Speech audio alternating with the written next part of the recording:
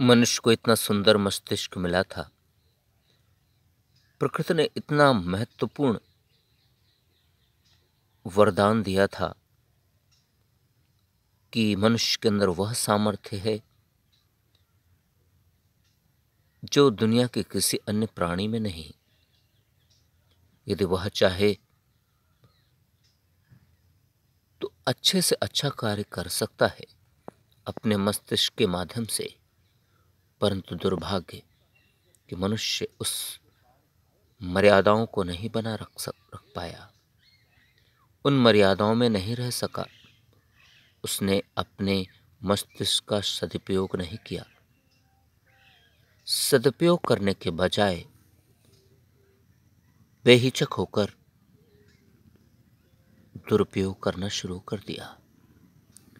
दुनिया की अनेकों नकारात्मकताओं में मनुष्य संलिप्त हो गया और उन नकारात्मकताओं के कारण उसने ही अपने ही जीवन को और ज्यादा जटिल बना लिया है,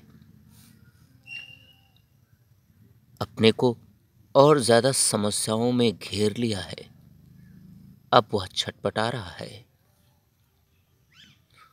कोई और रास्ते भी नजर नहीं आ रहे। स्वयं को असत्य, अधर्म, अन्याय,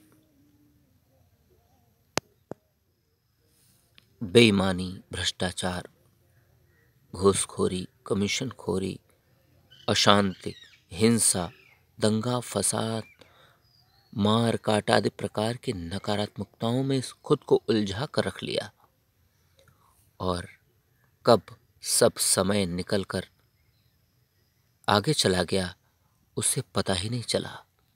वह इस प्रकार की नकारात्मक गतिविधियों में ही उलझा रहा और उलझा रहकर खुद को पतित कर लिया है। अब भी उसको सही से आभास नहीं हो पा रहा कि उसने क्या खोया है और क्या पाया है।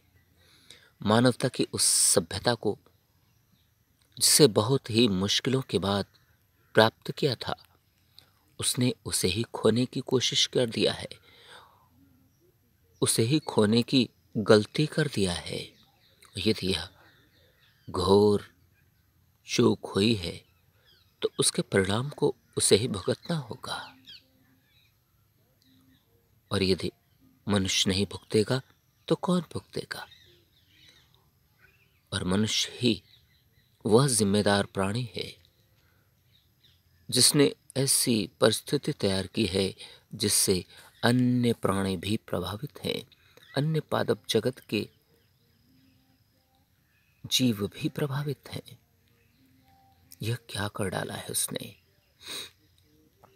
काश उसने सत्य, न्याय, धर्म, शांति, ईमानदारी, अहिंसा आदि के मार्गों पर अपना कदम बढ़ाया होता। काश उसने प्रकृति के साथ छेड़खानी नहीं की होती। काश उसने इस प्रकार की मनमानी और अराजकता न की होती, तो आज दुनिया का, सृष्टि का, विश्व का, समाज का, प्रकृति का यह बिगड़ा हुआ हाल नहीं दिखता।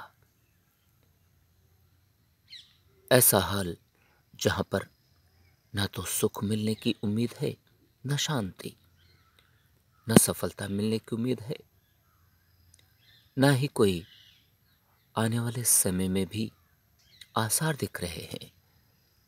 निरंतर वह प्रकृति के मार को भी झेल रहा है, फिर भी वह सुधरने को तैयार नहीं, संभलने को तैयार नहीं है। उसे लगता है कि यदि अब वह उसे संतुलित करने की कोशिश करेगा तो उसका आर्थिक नुकसान हो जाएगा, उसका अहंकार कम हो जाएगा, उसका अहंकार टूट जाएगा। यदि इस प्रकार से वह सोचता रहेगा तो फिर मानव सभ्यता कहाँ जा रही है, इसकी कल्पना करना भी मुश्किल है। निसंदेह विनाश की उस सीढ़ी को निरंतर वह चढ़ता ही जा रहा है। कब क्या हो कुछ पता नहीं। अब तो ज्यादा समय भी नहीं बचा, ना कोई विकल्प। यदि हैं तो कुछ चुनिंदा विकल्प, यदि अभी चुन ले तो संभवतः मनुष्य का वह पतन रुक जाए। पर ऐसा वह कहाँ होने देगा। अब यह उस पर ही निर्भर करता है कि वह अपने भविष्य को कैसा चाहता है। जैसा चाहता हो वो वैसे कदम उठाने लगे, उसे वैसे परिणाम स्वयं मिलने लगेंगे।